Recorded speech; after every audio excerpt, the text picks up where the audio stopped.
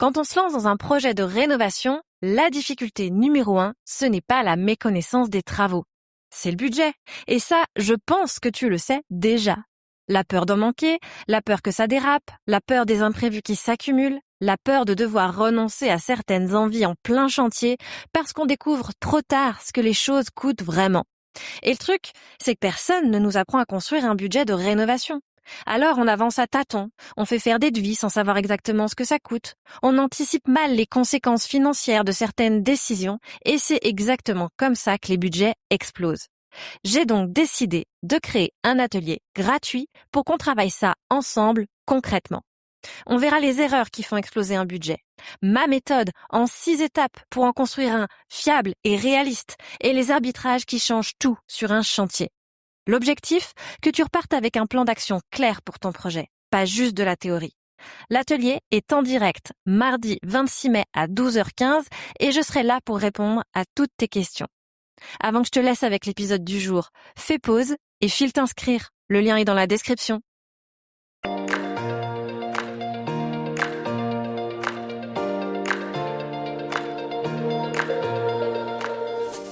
Bonjour et bienvenue sur Les Clés de la Réno, le podcast qui t'accompagne dans ta rénovation pour aménager et décorer la maison qui te correspond, celle qui te fait rêver.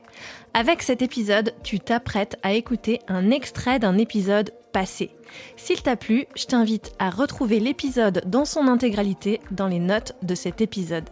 Et retrouve-moi aussi sur Instagram, c'est tout simplement Les Clés de la Réno pour apprécier en images ces partages de bonnes astuces et d'inspiration. Bonne écoute. Comment est-ce qu'on vit dans une douche en beige mat non émaillé et un peu de la même façon, comment est-ce qu'on vit avec un lavabo en béton ciré parce qu'effectivement, on a aussi souvent peur à l'usage, est-ce que ça marque, est-ce que c'est par rapport à l'humidité, comment vous avez fait? Tes questions là que tu poses, c'est des questions que je reçois tous les jours sur Insta. Oui.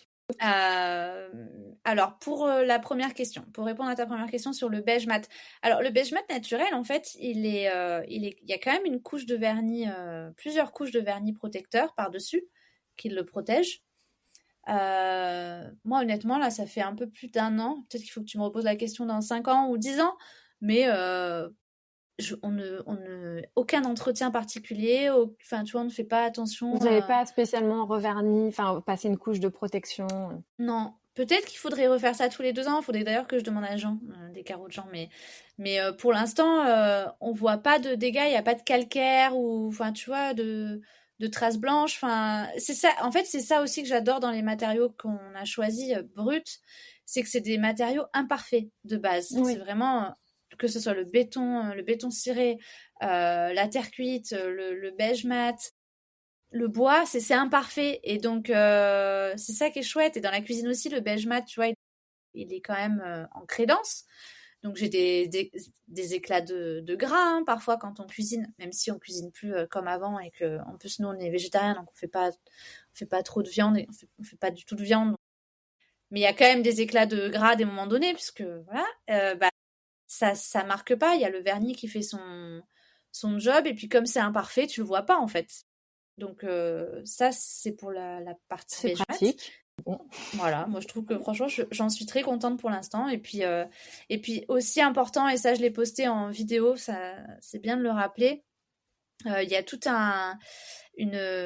des conseils de pose de beige mat qui viennent de Jean, du coup des carreaux de Jean que j'ai remis sur un réel sur mon compte, toutes les étapes de la pose qui sont essentielles pour justement avoir quelque chose qui tienne dans le temps. Donc j'explique tout le process de bien mouiller les beige mat avant de les appliquer pour pas que la colle adhère. Il y a l'histoire des joints aussi, enfin tout ça je l'ai expliqué, et c'est important aussi, c'est comme la pose du béton ciré en fait, c'est hyper important la manière dont on pose les choses pour ensuite pour avoir quelque chose de pérenne. Là tu me challenges par cœur. Je sais que il faut d'abord mouiller tes beige mat, ensuite il faut passer, alors je sais plus quand tu passes ton vernis, avant ou après le joint, justement il y a toute cette subtilité. Je pense que c'est avant le joint. En fait, faut passer le vernis avant les joints parce que Ouais. du coup, ça t'évite effectivement toute la laitance est plus facile à enlever puisque ton support est déjà verni plutôt que le contraire. Ben, ça doit être ça. Mais il faut... ouais, j'ai tout expliqué dans une vidéo, mais tu vois, ma mémoire et Et du moi, coup, ça fait 2. Vous Et avez comme... fait peu de joints en plus, j'imagine. Vous avez fait une pose très serrée. Exactement. À la marocaine, on a joint, on a mis bord Sans à bord, joint. quoi. Pose sans joint. Avec, alors, dans la salle de bain, on a mis des joints.